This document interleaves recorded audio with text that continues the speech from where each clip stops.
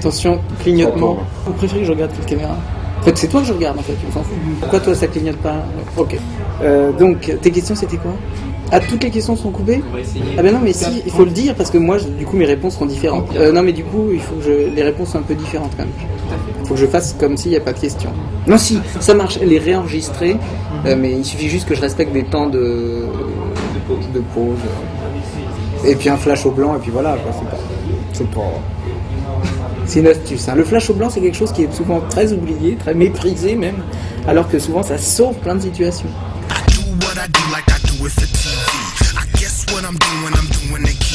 Je m'appelle Chris Esquer. Ah non, c'est mon vrai prénom. Ah oui, c'est pas pour faire genre. Dans les bars, je me fais appeler Chris alors que c'est Christophe. J'ai 32 ans, je vais bientôt en avoir 33. C'est un bel âge. J'ai fait une revue de presse des journaux que personne ne lit, le midi sur Canal+. Et j'annonce les programmes sur Canal+ décalé. Voilà. Sur M6, je décortiquais, ça veut dire décortiquer, les programmes de la chaîne, les programmes de M6. M6 me laissait une totale liberté d'ailleurs pour commenter les programmes de la chaîne. Et en fait, ce que je fais là, c'est pareil, mais sur la presse. En fait, mais le travail est le même, c'est-à-dire surligner et puis ensuite amplifier le phénomène, quoi. La partie que j'invente dans ce que je fais est souvent c'est pas la majeure partie, quoi. C'est sûr que je fais d'abord ressortir ce qui moi me paraît drôle, et c'est une très bonne façon de commencer l'humour, je trouve. C'est-à-dire y a pas, je trouve ça très dur, moi, de partir d'une feuille blanche et d'inventer tout de toute pièce, quoi. C'est pas ça, c'est quelque chose que c'est moins ma force, je trouve. Moi, j'ai découvert un magazine qu'il existait des magazines sur ceux qui font des recherches avec les détecteurs de métaux. Trésor et détection, par exemple. Bon, quand vous êtes passionné de ça, c'est intéressant d'apprendre, en fait. Et même si moi, on en a plaisanté pendant 2 minutes, c'est intéressant de voir que ça existe, et après, vous allez l'acheter. Non, je crois que honnêtement, le bilan, il est positif pour les magazines. Je pense. De toute façon, trop tard, c'est fait. J'ai eu une ou deux objections quand même de magazines qui n'ont pas été très chauds pour participer a priori. Je pense à un magazine sur les chevaux qui n'a pas souhaité participer. Bon, je l'ai fait quand même, mais il ne souhaitait pas participer a priori. Moi, j'ai une liberté totale, hein. On ne m'emmerde pas sur... Là, tu fais référence à la chronique où je me suis moqué du Figaro, c'est ça ? Je fais référence à ce que tu veux. Oui, d'ailleurs, je me moquais pas, d'ailleurs. Je m'étais amusé à intégrer le Figaro magazine dans mes revues que personne ne lit, ce qui est évidemment faux. Attends, je prends une bière. Vas-y. On remet toujours les bières sous la table, ça se fait pas. Alors là, dans les cibles immédiates, je m'intéresse au Cahier de l'âne, qui ne s'intéresse pas aux mauvais élèves, mais aux passionnés, aux amoureux de l'âne. C'est un très beau magazine. Et puis, ça c'est très bientôt. Et puis, il y aura aussi le magazine de l'ongle incarné à venir.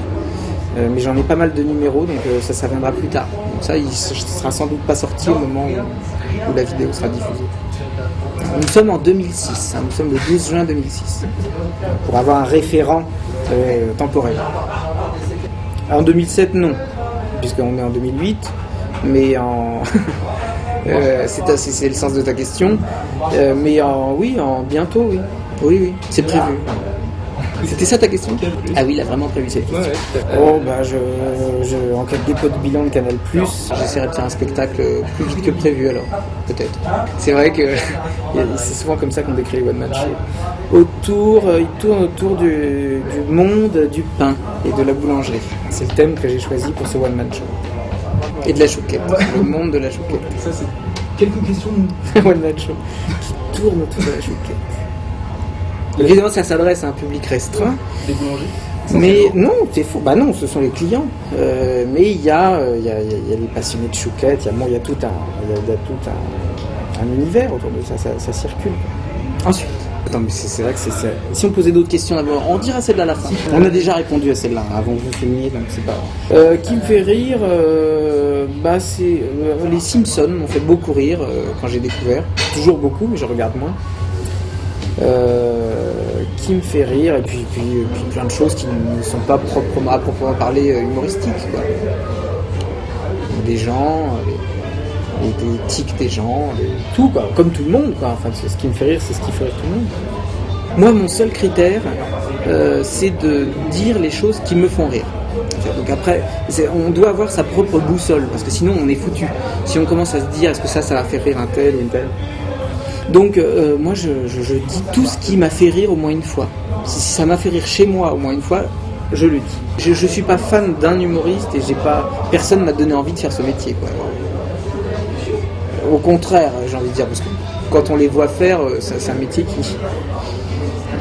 Je sais pas si ça fait très envie. Ah si, les déchiens. Là, il faut être... j'avais oublié. Les déchiens, pour moi, ça a été vraiment une découverte, quoi. Quelque chose qui m'a vraiment marqué, qui m'a ému, vraiment, quoi. C'est quelque chose que j'aime beaucoup. Moi, j'ai commencé à travailler dans une entreprise très sérieuse de conseil et je m'y ennuyais. Et pourtant j'ai pas frôlé la mort, mais j'ai pris, parce que souvent c'est les gens qui frôlent la mort qui d'un seul coup prennent conscience qu'il faut absolument se faire plaisir. Et j'ai pris conscience que il fallait se faire plaisir quand même. Donc j'ai choisi des voies plus proches de ce qui me faisait envie. Souvent je résume en disant il faut pouvoir être prêt à mourir là, écrasé par un bus, sans se dire ah j'aurais bien aimé essayer ça. C'est un bon indicateur, c'est une petite astuce. Il faut un bus évidemment. On attend que ce soit plus avancé. On fait plus des fausses avances comme ça. On attend que les choses... On attendra que notre petit ait le bac pour vous informer. Non, pas le scoop. D'ailleurs, le principe de Be-Hype, c'est pas de faire des scoops, si ? Qui te dit qu'il y a des avances déjà ? Eh ben, c'est vrai qu'on s'aime beaucoup. Ah, pardon, attends, j'éteins mon téléphone. En faisant une étude détaillée, vous vous apercevrez que c'est très réparti ces rires d'une façon assez homogène entre les chroniqueurs. Voilà. Oui, évidemment que je suis prêt à enchaîner sur une deuxième saison. Et plus que prêt, ça me fait envie même. Voilà. Ne coupez pas cette séquence, c'est une séquence clé pour mon avenir. Tu me demandais si j'avais assez de matière ? Bon. On a de la matière là, on est confort. Ça va vous là ? Vous êtes, ça vous va ? L'éclairage, les plans. Je vous propose d'attendre quelques minutes, il se peut que j'ai quelque chose d'intéressant à dire. Ah bah non. Quelle heure il est ? Ça dépend de l'heure. Les trucs bien, ça si, c'est un truc. Ça filme là, ça toi ? Quand il y a un truc qui est bien, c'est que il n'y a pas besoin d'être expert pour le reconnaître. En fait. C'est une grande théorie que j'ai mise au point. Alors comment vous avez travaillé maintenant là ? Vous dérochez ça ? Vous mettez plein d'effets pour qu'on ait l'air d'être à Houston. Vous me rajoutez des gants de cuisine façon Jean-Michel Jarre. Et avec les montages en incruste, je serai là sur un orgue tout en donnant mes réponses. C'est ça le principe de la vidéo et du trucage.